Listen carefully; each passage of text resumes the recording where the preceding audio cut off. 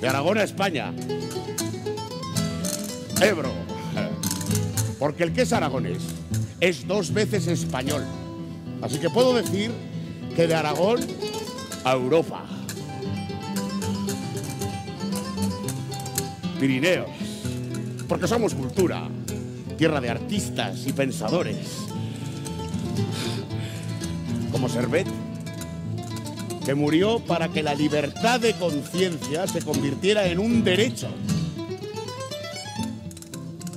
Moya, que con sus sueños profundos nos desveló una verdad distinta.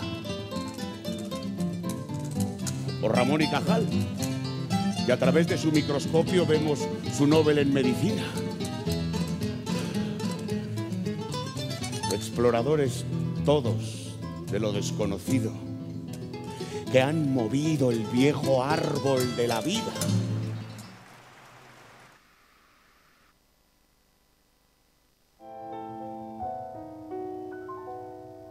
He posado mis manos en tus hombros, igual que el viento sobre el mar.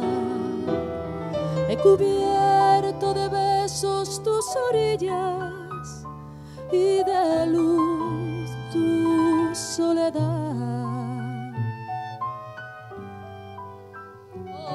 Arriba, arriba.